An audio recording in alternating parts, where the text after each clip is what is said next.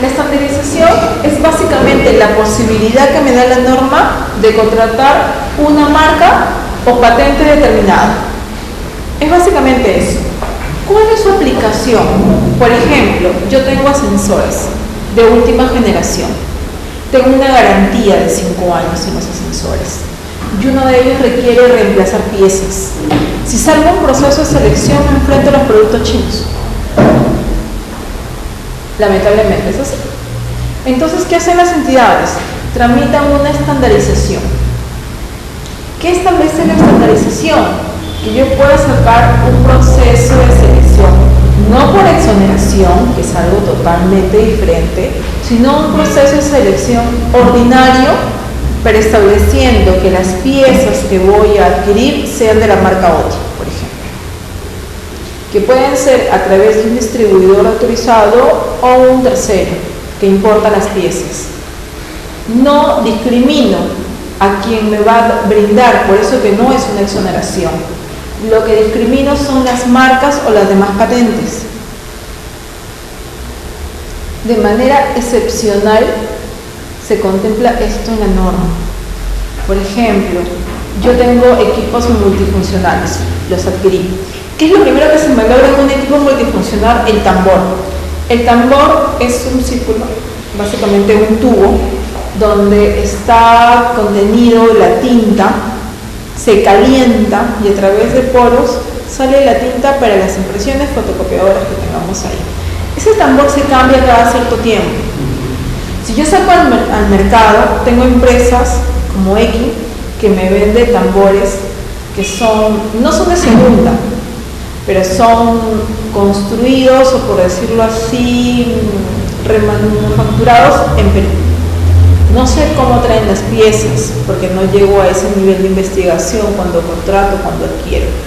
Pero sí puedo sacar un proceso de selección que el tambor sea de la marca Xerox. Entonces no solamente voy a tener a una empresa que me brinde ese bien, sino a varias.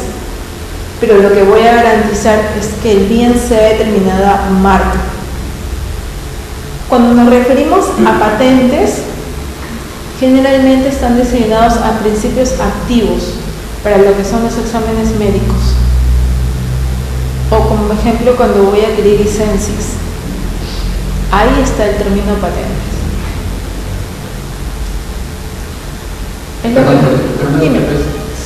Sí, no obstante que el reglamento prohíbe que se haga referencia a marcas patentes, la estandarización es el mecanismo por el cual puedes, digamos, salirte de esta revisión. Exacto, sí. Es el único mecanismo que me permite que yo en mis términos de referencia señale la marca o en su caso la patente o en su caso el diseño, por ejemplo. ¿Qué semana puede hacer que elabore una justificación para que, digamos, garantice que mi necesidad, básicamente, que mi necesidad sea cubierta por ese determinado bien? Por ejemplo, en el caso de los ascensores, si yo adquiero un producto chino, puedo perder la garantía. ¿Por qué? Porque yo no sé si ese producto chino va a aguantar la carga, la presión del ascensor, la capacidad máxima que tiene. Porque me están vendiendo la pieza, no me están garantizando todo el sistema de funcionamiento. Es lo mismo que pasa en los equipos multifuncionales. Entonces, esta es la salida. Antes se sacaba estandarizaciones para todo lo que es equipo de procesamiento, que son los tintas y los toners. Para eso se utilizaba mayormente esto. Y se pedía que sean originales. ¿Por qué? Porque el tambor se malograba, porque las hojas prácticamente se quemaban, lo que decíamos nosotros. Entonces demostraba que nuestros equipos funcionaban bien con tintas, con cintas que habían sido retintadas o con toners que habían sido rellenados. Esto trajo colación porque el mercado estuvo ocupado principalmente por la empresa X, que preparaba, porque no se podría decir que producía, porque compraba los cascos de los toners y los llenaba acá. Y los vendían bajo su marca. Comercialmente, cuando escribe la marca en Decopy es aceptada. El sistema de producción incluso tenía ISO, porque el equipo te vendían como casco. Importaban la tinta, la insertaban y lo vendían como un producto nuevo. Entonces, esto fue una salida para esas situaciones, justamente la estandarización. ¿Y eso hay un informe de expediente de contratación? Sí, es más, en las consultas y observaciones yo puedo pedir que me escaneen y me cuelguen todos los documentos que sostienen o que sustentan la estandarización. Si no tiene la resolución en la cual se aprueba la estandarización y esa resolución no señala por qué tiempo, por ejemplo, si yo voy a adquirir bienes de repuesto para mis ascensores y no establecí que esa estandarización es solo por 6 meses, es nula. La resolución no solamente aprueba qué marcas voy a adquirir, sino por qué tiempo. ¿Por qué? Porque pasados los 5 años ya no tengo sustento técnico. Ya no tengo miedo de perder la garantía. Entonces sacar una estandarización fuera de los 5 años en lo que es ascensores es netamente hacer un comparativo del funcionamiento de la pieza china u original. Pero ya no puedo sustentar básicamente en el tema de garantía. Por eso que establece un periodo, igual que los equipos multifuncionales. Generalmente se sacan por años, a lo mucho por 2. ¿Por qué? Porque los equipos también se pueden depreciar. Al final puede ser que yo esté adquiriendo un repuesto contablemente más caro que el propio equipo. Lo que hablábamos justamente esto, que es bajo responsabilidad del titular. Si bien es cierto, lo va a delegar la estandarización generalmente al secretario general, el titular sigue siendo el responsable. En verdad, la estandarización, cuando hablamos para el tema de entidades, ya tenemos que ceñirnos a una directiva. Si bien es cierto, el reglamento establece la posibilidad, no señala cuál es el procedimiento interno que debemos seguir. Para eso tenemos una directiva vigente desde el 2009. ¿Qué dice la directiva? Me establece los lineamientos de estricto cumplimiento. Si yo no obedezco el procedimiento descrito en la directiva, es nulo. Y mi proceso de selección no es que sea nulo. Una cosa es que sea nulo la estandarización y otra cosa es que sea nulo mi proceso de selección. Es nulo el proceso de estandarización. Retiro las marcas y el proceso continúa. Así que hay que tener mucho cuidado con este tema. El fraccionamiento. El fraccionamiento en sí es una acción fraudulenta a través del cual un funcionario genera que una contratación no reviste las formalidades que le deberían ser exigibles. Por ejemplo, debí sacar una licitación pública, pero saqué 5 AM6. En la licitación pública no voy a pedir garantía de cumplimiento, en algunos casos. En cambio, en una licitación sí tengo que pedir una garantía. En la AMC tal vez no debí establecer 2 o 3 veces el valor referencial. En una licitación el valor referencial es más alto. Hay fraccionamiento cuando se procede varias contrataciones directas en lugar de un proceso de selección. El mejor ejemplo es el alquiler de equipos de cómputo. El alquiler de equipos de cómputo generalmente sale por 10.000 soles, 9.000 soles y se hace por cada 3 meses. Al año tengo 40.000 soles invertidos que deberían ser una mesa. Pero no lo saco porque generalmente los que me alquilan equipos de cómputo no quieren presentarse un proceso de selección, no tienen RNB.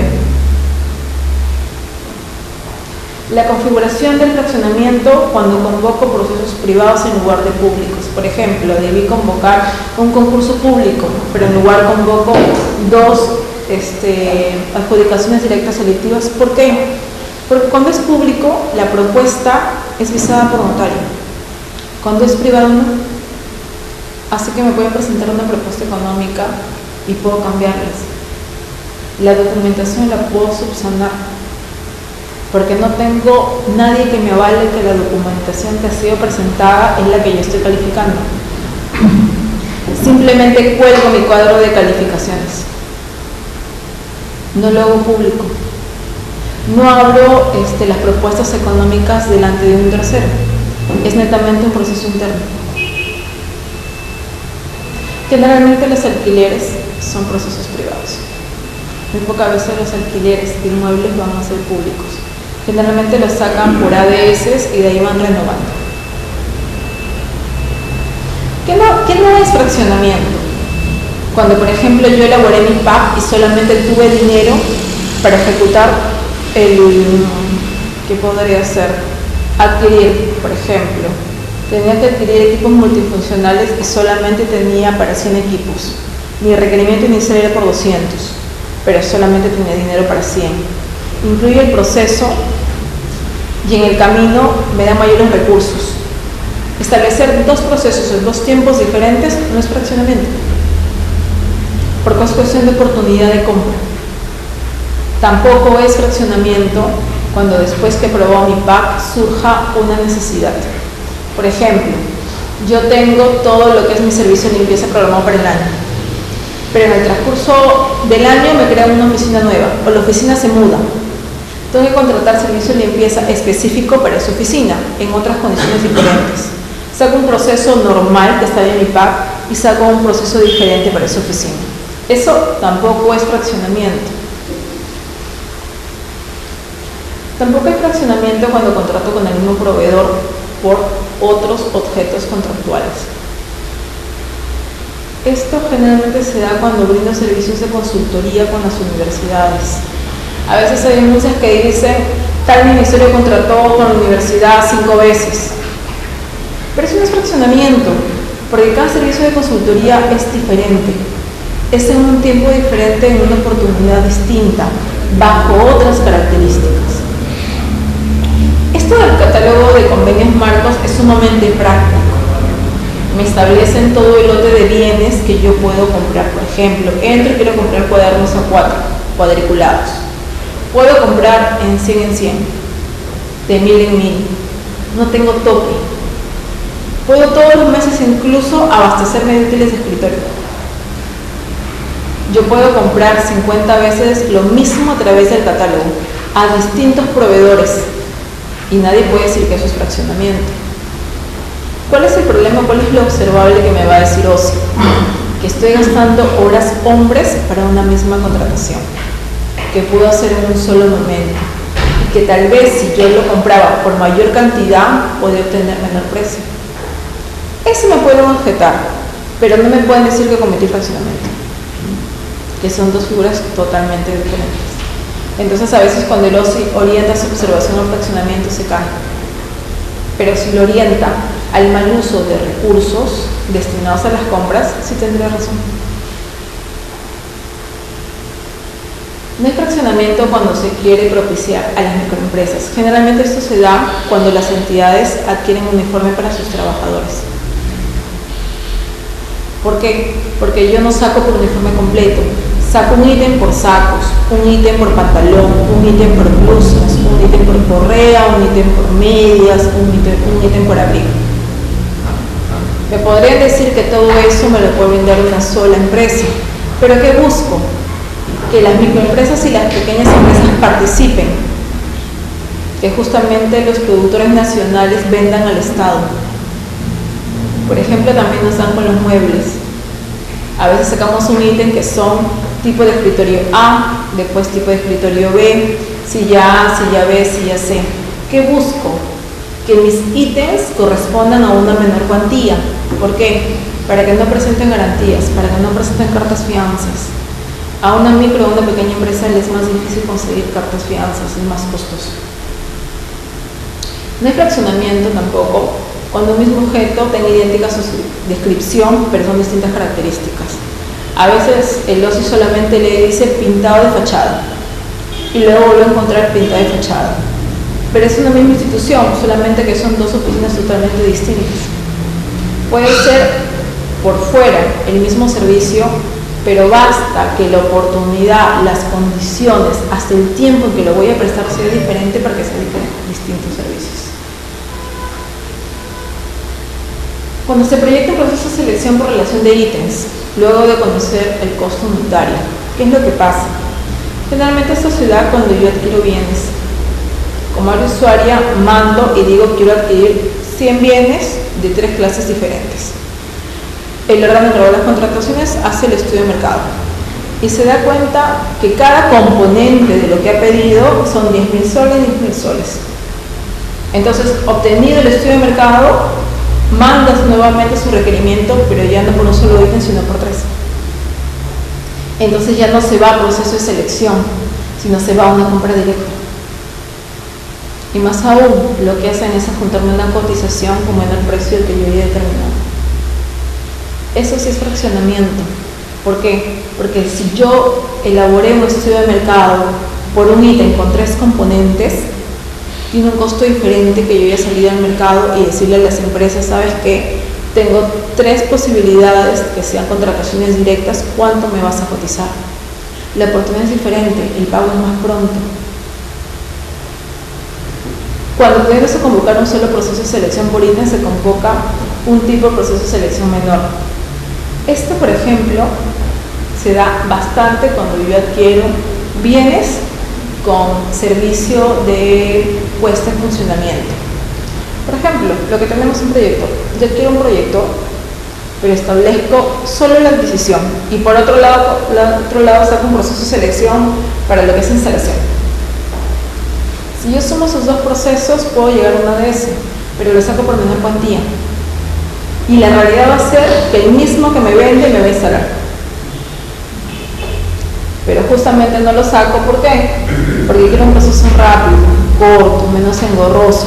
Y como son lo que es servicios, es electrónico, generalmente ahorita, en la realidad, las AMCs electrónicas son con un lote determinado de proveedores. No todos han tramitado su clave, no todos saben utilizar el sistema SAC para presentación de propuestas electrónicas.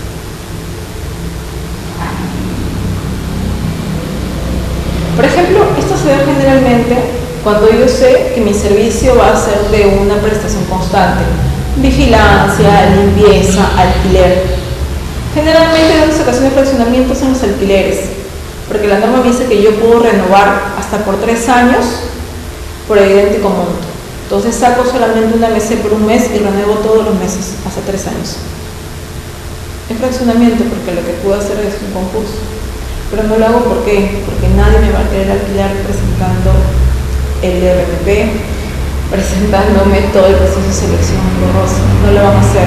Generalmente voy a poner un precio menor a 3 suites y la renuevo todos los meses, hasta llegar a 3 años. Y de ahí vuelvo a sacar un requerimiento y otra vez mes a mes a mes. Ni siquiera tengo necesidad de hacer una mesa. ¿No te piden realmente con...? No, cuando es directa no. Cuando es directa no. Incluso, esta salida cuando lo buscan, con empresas que están sancionadas. Cuando las empresas están sancionadas, no puedo contratar a través de un proceso de selección, pero sí puedo contratar a través de directas. Entonces, si sumamos todas las directas que tiene una empresa a través del año, puedo llegar a veces hasta 150.000 soles. Por eso que la nueva norma establece que las contrataciones directas también se tienen que registrar en ACS. Si bien es cierto, no se rigen por la ley de contrataciones, sí las tengo que hacer públicas.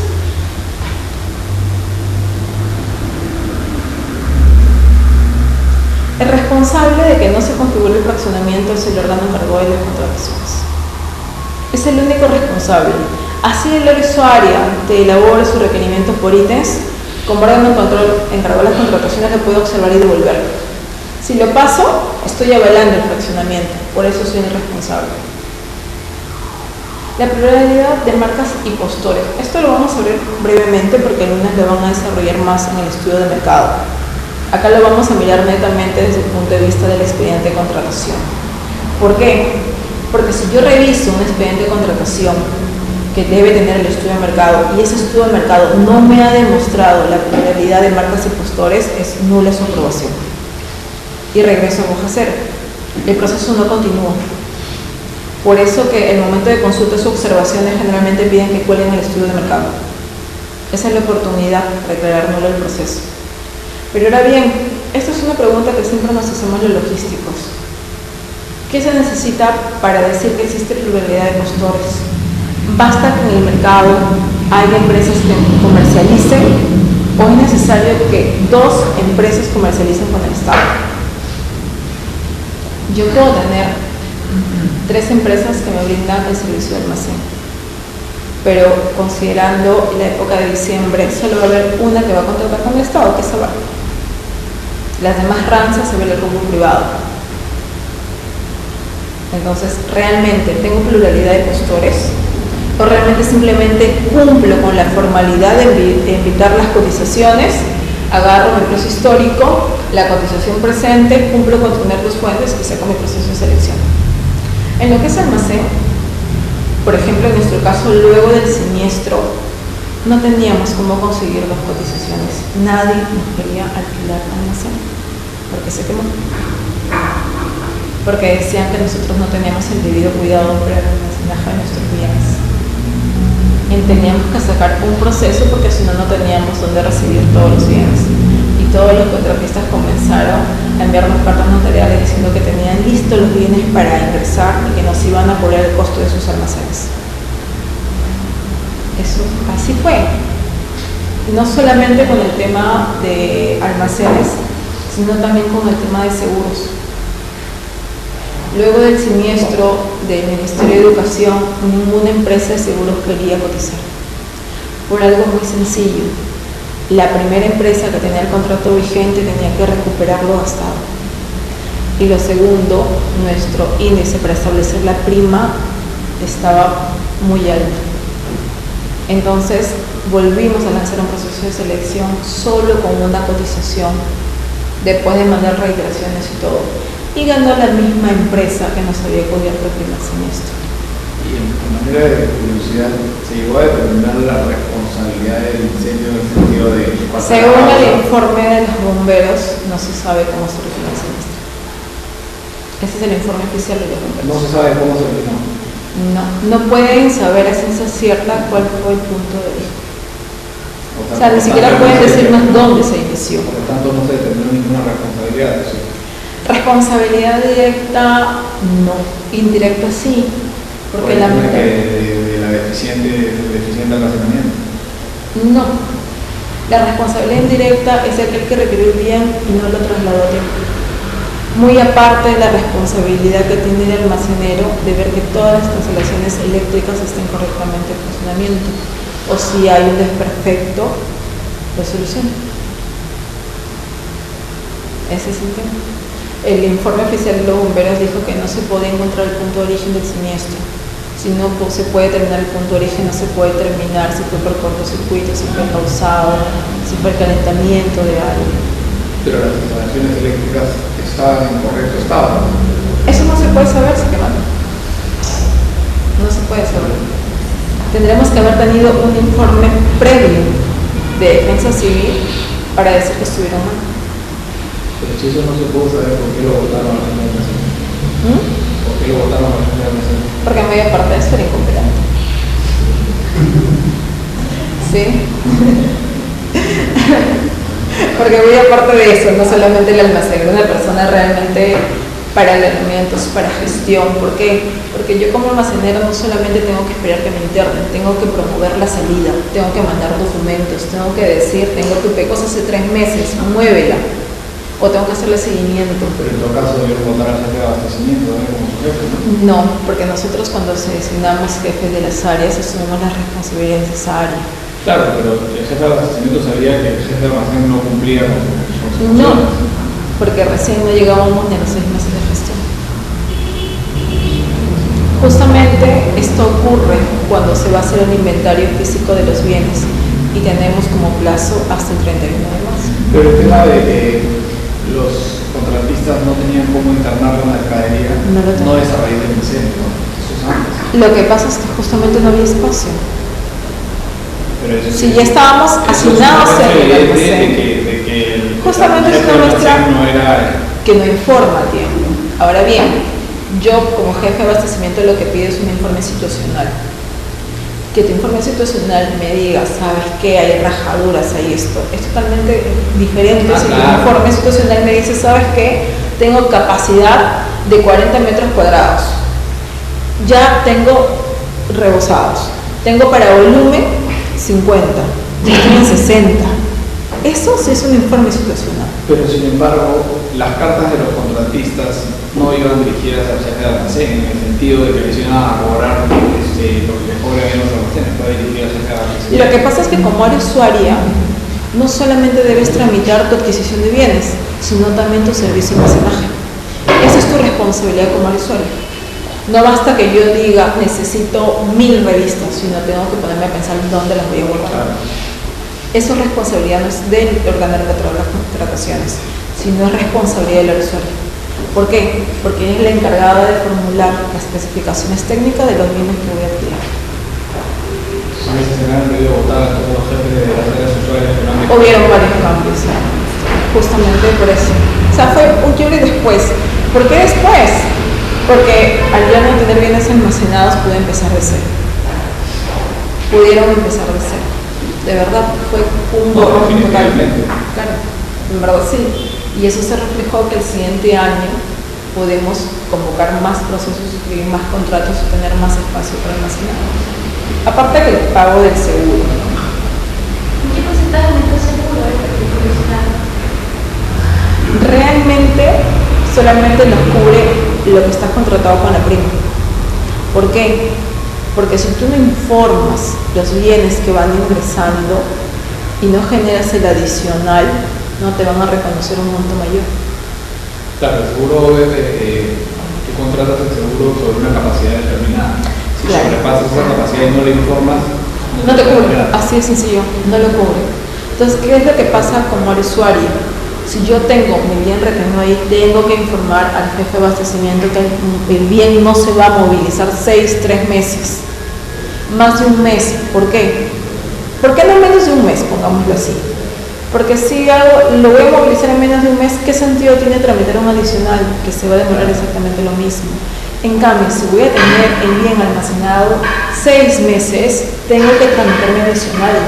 Una vez que movilice el bien, también se hace la deducción correspondiente.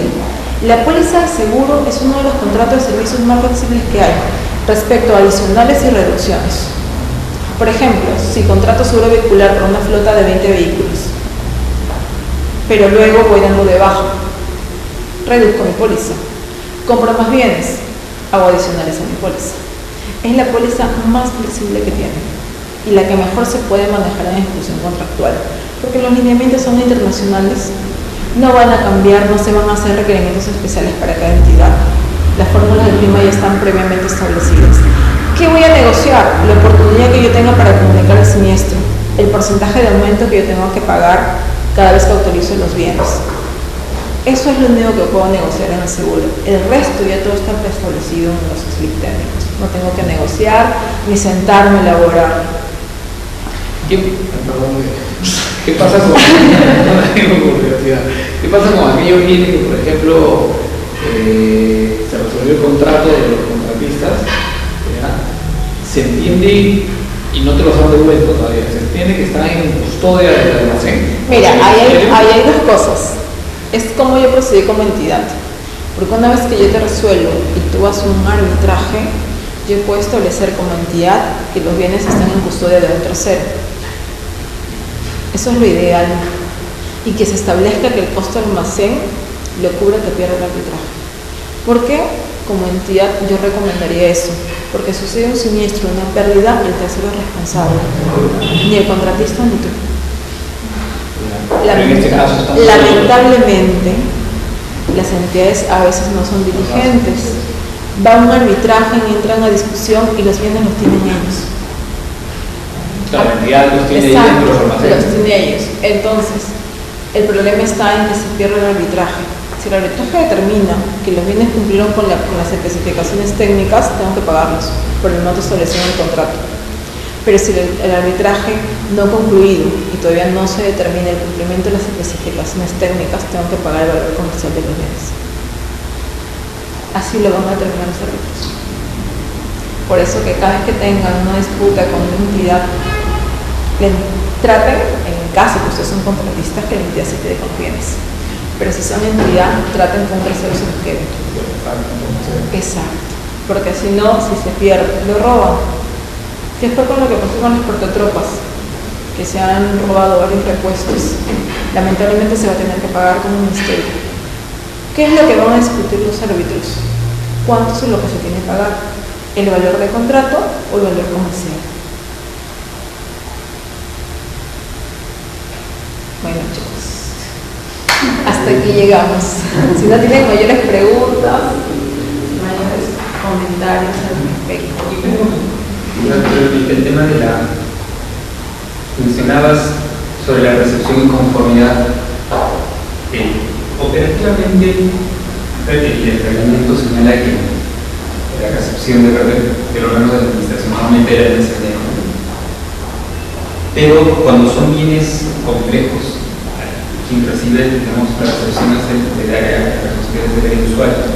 No. ¿Qué pasa cuando el bien lo tienes que someter a una prueba para ver si cumple o no? No, a ver, el sistema de abastecimiento es un sistema administrativo que vimos ayer. Parte de ese sistema de abastecimiento es el sistema de contratación. El sistema de abastecimiento tiene su subsistema que es el almacén. Ya por eso que hay especialistas en lo que es el almacén. El almacén y ese sistema determinan que cualquier bien que ingrese a la entidad tiene que pasar por ellos. No puede insertarse un bien de frente a la entidad. Por ejemplo, si yo voy a hacer todo lo que es adquisición de equipos, no quiero que entre el almacén básicamente por algo práctico y quiero que lo lleven a las oficinas, igual firman cosas, igual tramitan su guía de remisión. En teoría, esos bienes ingresaron al almacén. En la práctica no, lo llevan a la oficina de frente, pero en teoría, en papeles, la formalidad sí se cumple. Por eso que siempre lo que es recepción te lo va a firmar el almacén. Incluso cuando te lo firma un funcionario y te vas a dar cuenta el momento que te paguen, va a tener el visto del almacén. No te pueden tramitar el pago de ningún bien sin el visto del almacén. Es ilegal. No por tema de contrataciones, sino por el tema administrativo de almacén. ¿Llevas así? No. Almacén propiamente. Hay sistema de almacén, hay sistema de tesorería, sistema de contabilidad, que son subsistemas realmente. Lo que es abastecimiento es netamente compra de bienes. ¿Y qué pasa? Lo recibe el almacenero, pero la conformidad del bien no la puede dar el almacenero. Una cosa es recepción de bien y otra cosa es conformidad de bien. La conformidad no necesariamente tiene que darle a la usuario sola.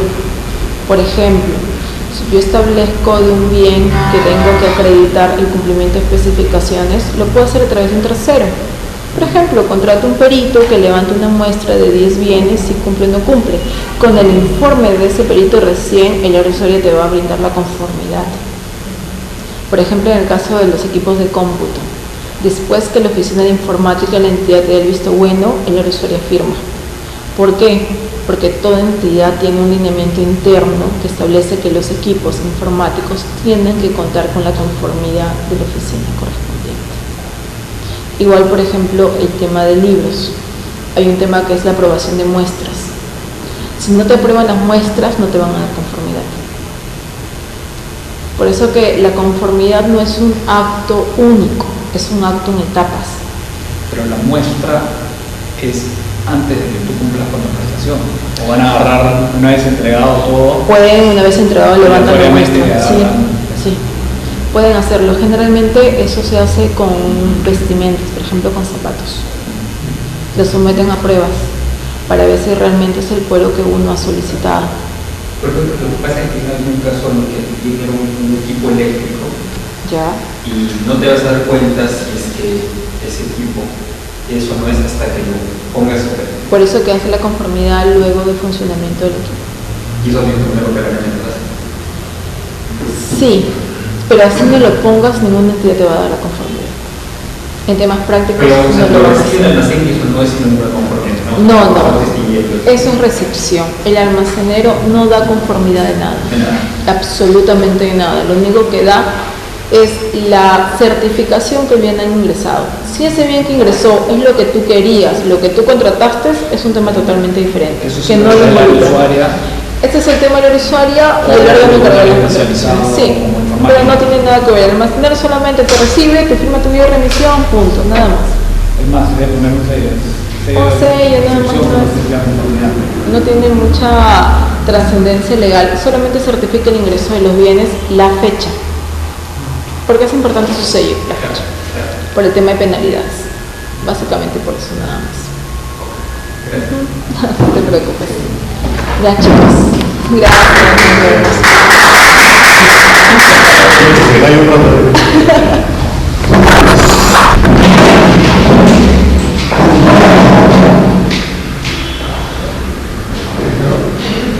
Ah, muchísimas gracias. Igual. Ah, está bien, no te preocupes, yo te llamo. Sí, igual vas a venir tú. Sí, yo te De espero. todas maneras. Sí, no te preocupes, yo te digo. Ya, gracias. Ya, ok, no, no. Solo Marina, si lo puedes empujar. No,